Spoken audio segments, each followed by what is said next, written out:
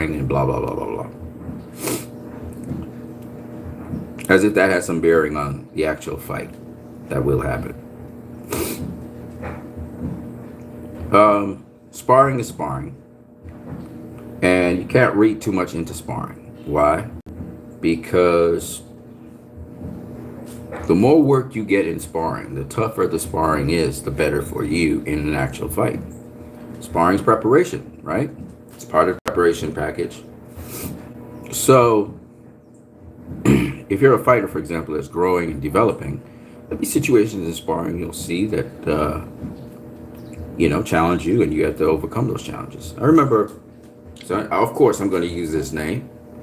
I remember Paul Spadafora versus Floyd Mayweather. People use the fact that there was footage of Paul Spadafora giving Floyd some good work, and Floyd stopped at the fight. They stopped sparring in the 6th round. But that don't mean that's what's going to happen in an actual fight with Paul Spadafora. Sparring is sparring. People talk about Tyson Fury, how a rumor going around. Oh, he's had a tough thing. That's why they put off the fight and blah blah blah. It has very little bearing, unless he's been knocked out, which you need to report cerebral damage. And even so, most fighters don't. They don't report what happens in sparring. Anyway, what happens in sparring stays in sparring, right? But even so, that's sparring. You got to understand, in an actual fight, it's totally different. All right, sparring, you got 16-ounce gloves. Sparring, you're not sparring the same guy for 12 rounds. In sparring, you might do some work with somebody. You might even do it for long periods of time, 40 minutes, whatever. But it's not just one sparring partner you deal with. Sparring is about, let me explain to you. Sparring sometimes has no bearing on the fight, style-wise or otherwise. But what it does is it keeps the fighter sharp. Especially a fighter who's going into an elite fight. So you try to get as varied styles. Usually the people who come, some of them are amateurs, some of them are pros, different speeds, different sizes of fighters around that weight class, and so on. You want, sometimes sparring partners come back for repeated sparring, repeated work. And you'll ask yourself, why does this given trainer, take for instance Errol Spence, so that you can get a literal example, he has the same sparring partners from since he began, according to his trainer. And you say, well, why doesn't he get outside work? He said, well, the work is sufficient for him for what he needs to do. And the trainer would know the style of the fighter and what they need for sparring. Any additional help, they'll just get somebody from outside. And of course, it costs money to get additional sparring partners and additional help, because you have to pay them, right? But sparring, I used to think that sparring was just about, getting a certain style that's similar to the style you're about to face. No, it's not. It doesn't really have anything to do with that. And it does to some degree, but it's just about getting different looks. Like if, say for instance, you were facing a southpaw. I bring in a couple southpaws, and you do some sparring with them. But they don't all have to be southpaws. You can do with an orthodox fighter as well, just to adjust to different styles. Because one of the things with sparring, there's many different things about sparring. You could be working on a left to the body, for example. You could be working on a jab. You could be working on different things in sparring, right, to perfect it and to get the right timing, the right rhythm, or whatever. Or it could be that you're in sparring to just be tested by different styles that confront you and see how you adjust and adapt to them. And if your defense can hold up to them, for example.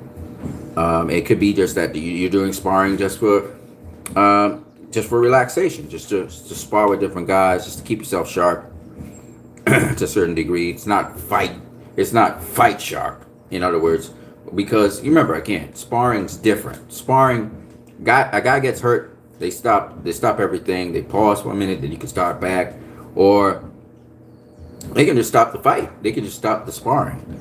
And then, of course, you're usually wearing bigger gloves than you normally wear. So that kind of, again, keeps the safety going. Because sparring is something that If you got one upcoming fight, you may go 40, 50, 60 rounds sparring, right? You may even do 400 rounds, 100 rounds, 200 rounds, right? Sparring, which is a couple fights, right? And the point behind it is that is a lot of wear and tear. Most of the wear and tear in fighters doesn't happen on fight night, which is just one fight, but through several mini fights under certain controls conditions with sparring, right? So sparring is to get the fighter to improve. So if you're having tough work and it's tough sparring all the time, it's one or two things. One, either you're not improving as a fighter, or you're being pushed as a fighter, and you are improving. And the guys who your trainers brought in as sparring partners are giving good work, which is keeping you, you're getting good work probably at a higher weight class with guys who are sharp, ready, able, quick.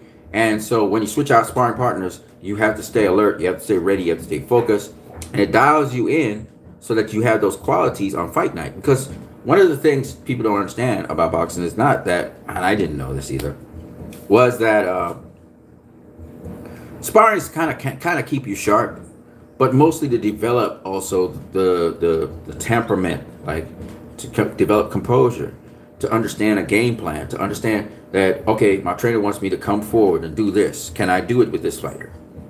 My trainer wants me to do this or do that or do this. Can I do it with this fighter? So there's, it doesn't have anything specific. It might not be anything specific to do with your opponent. It may have more to do with you and what you're capable of doing and what you're not capable of doing, and to tweak things and to improve things. Veteran fighters do it mostly, they do sparring to get themselves sharper. When Floyd came in to face Robert Guerrero, I think it was, or Canelo Alvarez, I don't know, I can't remember which one it was. Employed Errol Spence Jr. Errol Spence Jr., busted up his eye, we heard, allegedly in sparring, and got the better of Floyd somewhat in sparring, or hurt him, whatever it was. And he got kicked out of camp and he was drawn back in the camp. And Floyd kept on saying, he gave me good work. He got me sharp for the Guerrero fight. And clearly Floyd was sharp for the Guerrero fight. And the key here is the sparring is not so much about who wins the fight. I mean, sometimes they go to war in sparring. But at the end of the day, it's not just that. It's also about sharpening up your abilities and skills, sharpening you up to be able to face the competition that you actually have to face in the actual ring, in an actual fight. All right, so for the veterans. And he was on point with Robert Guerrero. Robert Guerrero could do nothing because the sparring Floyd was getting was so much superior to what Robert Guerrero could bring to the table. Floyd has seen that, been there, done that, right? So that's the key to it. It's not necessarily that Robert Guerrero is a southpaw, for example. Errol Spence was a southpaw, but they not. That's about it. That's their commonality, right? But just to see the look, and that kind of thing, that's what sparring's for. So when people say, well, Teofimo Lopez was dropped by blah, blah, blah, blah, blah, or Gervonta Davis was dropped by Teofimo Lopez, or Gervonta Davis, walked down Teo and beat him up. Listen, that it's sparring. And on top of that, if he was doing that to Teo was getting good work. So who's going to improve? Is it going to be Gervonta who's walking down Teo and throwing hands? Or would it be Teo who's now learning, this is a challenge I got to solve. I'm listening to my dad. He's telling me not to do this, and I should follow it.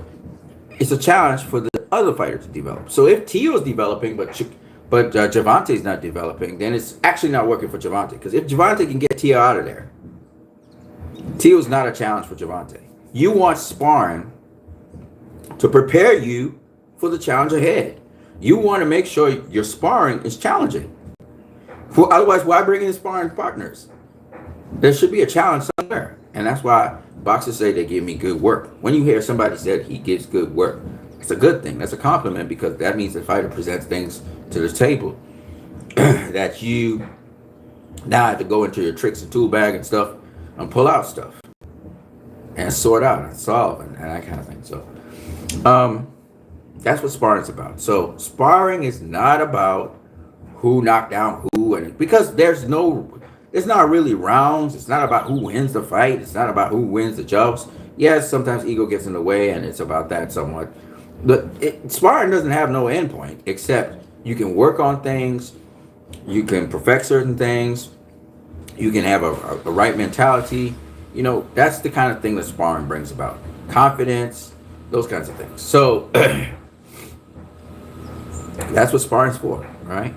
And for somebody who's never boxed a day in his life, you know, after you get your stance and everything together and so on, then you can do some sparring to get some confidence about and see what it's like to be in a ring, you know.